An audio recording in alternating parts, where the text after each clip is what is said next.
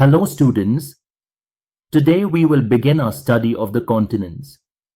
The Earth's surface is not one single stretch of land. Instead, it is broken into large continuous land masses called continents. There are 7 in all: Asia, Africa, North America, South America, Europe, Australia, and Antarctica. Together, they make up only 29% of Earth's surface. The rest is covered by oceans. Today we will focus on Asia and Africa. Asia is the largest continent.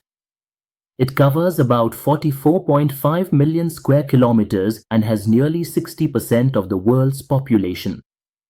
It lies mainly in the northern and eastern hemispheres and has nearly 60% of the world's population.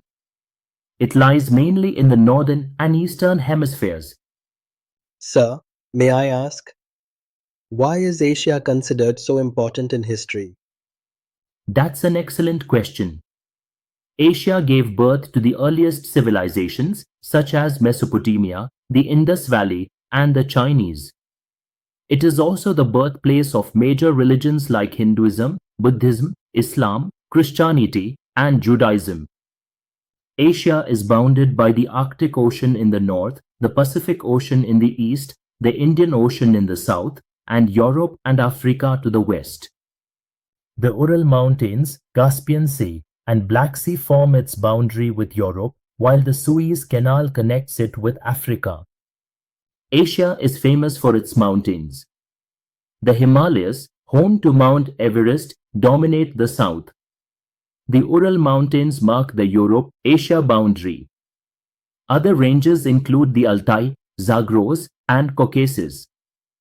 The Tibetan Plateau, at an average height of 4,500 meters, is called the roof of the world. Other plateaus include the Deccan Plateau in India, the Iranian Plateau, and the Anatolian Plateau in Turkey. Asia also has vast plains. The Indo-Gangetic Plain supports hundreds of millions of people. The West Siberian Plain is one of the flattest areas in the world. Its rivers include the Yangtze, Yellow, Mekong, Ganga, Brahmaputra, Indus, Ob, Yenisei, and Tigris-Euphrates. Important lakes are the Caspian Sea, the world's largest inland water body, Lake Baikal, the world's deepest freshwater lake, and the shrinking Aral Sea. Asia has many deserts: the Gobi in Mongolia and China, the Thar in India and Pakistan, and the Rab al Khali in Arabia.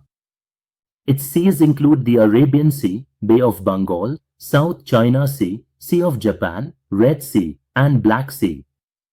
Important gulfs are the Persian Gulf, Gulf of Oman, Gulf of Thailand, and Gulf of Aden. Key straits include the Strait of Malacca, Bosporus and Dardanelles, Bering Strait, and Hormuz Strait. Sir, may I ask, why is the Strait of Malacca so important? Because it is one of the busiest shipping lanes in the world, connecting the Indian Ocean with the Pacific. The Middle East holds vast reserves of oil and natural gas, making it the global hub of petroleum production.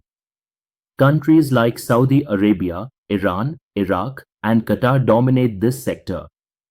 In contrast, China, India, and Russia are rich in coal and iron deposits, which fuel their industries and energy needs. Together, these resources shape global trade, industrial growth, and energy security. Asia gave rise to some of the world's earliest civilizations. Mesopotamia flourished between the Tigris and Euphrates rivers.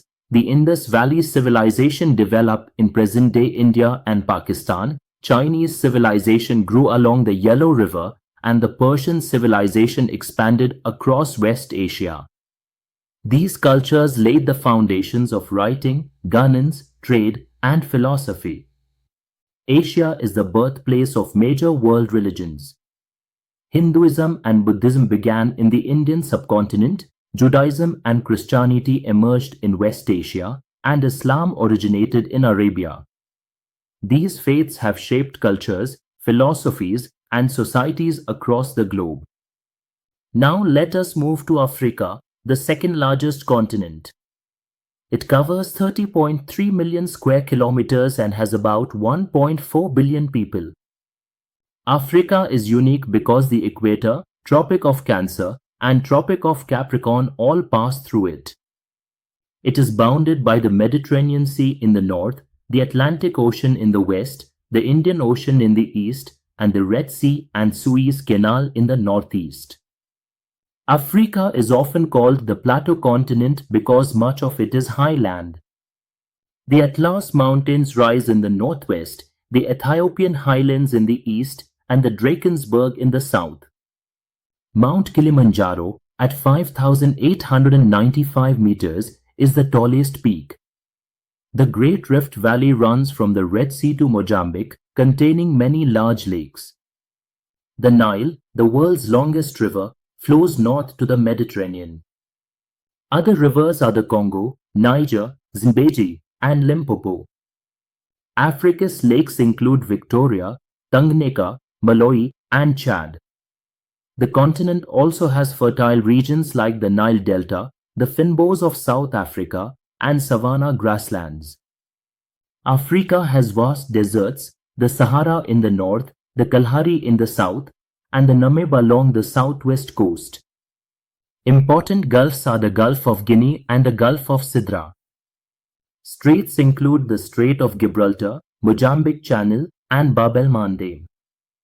Sir, why is the Sahara so important? Because it is the largest hot desert in the world, influencing climate and trade routes across Africa. Africa is rich in oil, gold, diamonds, copper, and uranium. Cocoa from Ivory Coast and Ghana, coffee from Ethiopia, and cotton from Egypt are important exports. It is also the cradle of humankind, where the oldest fossils of humans have been found. Ancient Egypt flourished along the Nile. Today, Africa is culturally diverse with languages like Arabic, Swahili, Hausa, Zulu, English, and French. So today, we studied Asia and Africa. Asia is the largest continent, full of people, cultures, and resources. Africa is the Plateau continent with the Nile, Sahara, and Egyptian civilization. In the next part, we will study North and South America.